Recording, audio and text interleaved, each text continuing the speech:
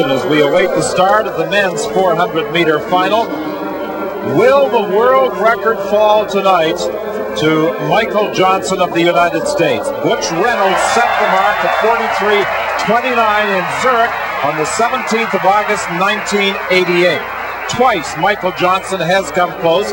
He's had a 43:39 clocking, and in the Olympics he had a 43:49 time. But so far, Butch Reynolds' standard has defied Michael Johnson. He has had some slight leg problems, which we are conscious of.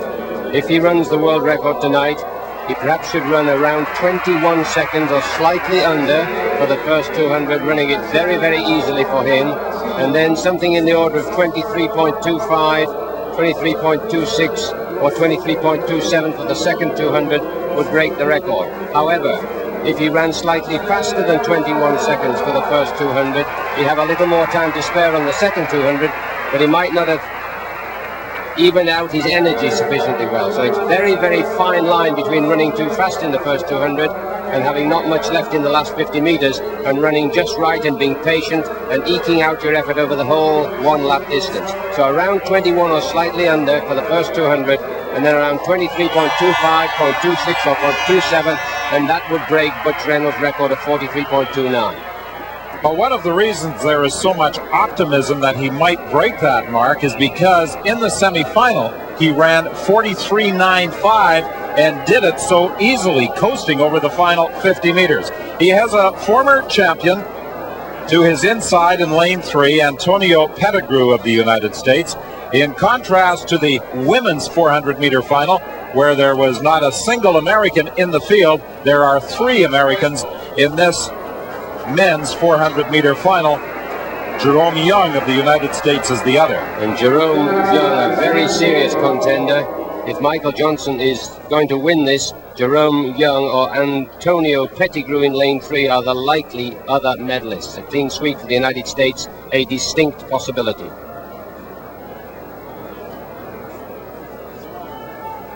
Bit of a hush falls over this large crowd tonight at Stadio Olimpico.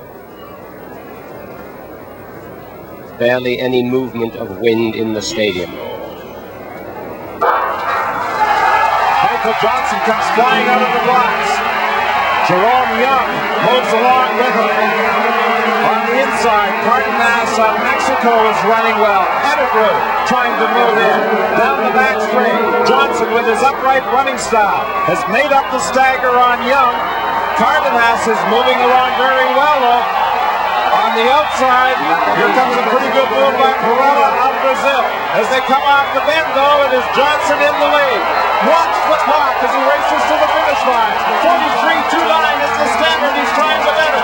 It is Jerome Young running second. Perella trying to get up there for third. He's coming to the clock. It's going to be close. He's got it. 43.19. A world record for Michael Johnson. He now owns both standards in the 200 and the 400. 1932 in Atlanta at the Olympic Games. 43.19 here in Seville. It had to come. It simply had to come. This man is the best 400 meters runner I have ever seen. He looked magnificent coming up that final 100 meters, and he must have been hurting, but his form did not change one iota. In response to the crowd after an outstanding 400 meters run. It has officially been corrected to 43.18. Perella of Brazil, 44.29. And Cardenas of Mexico, a national record in catching the bronze in 44.31. But all eyes were focused on this man, Michael Johnson. He looked so easy through the semifinal run that the anticipation was here for a world record in the final, and Michael Johnson delivered. There is no one running today in this event who is as good as Johnson in eking out his energy over the full 400 meters and in the subtle changes of effort that have to occur if you're going to run times like this. He's absolutely brilliant. There are no perceptible differences in his running action from start to finish. And here he's coming off the turn, having completed 300 meters with the very difficult and challenging final 100 meters ahead. But just have a look at him. No dropping of the arms, the cadence of the arms which dictate the speed of the legs, absolutely unfailingly accurate, relaxed, pumping away, stride length, stride cadence the same, outstanding. He accepts congratulations from Perella, Brazil, the silver medalist, Cardenas of Mexico, the bronze medalist, offers his congratulations, and with the world record and the gold medal, Michael Johnson now ties Sergei Bubka for the lead in individual golds in World Championship competition.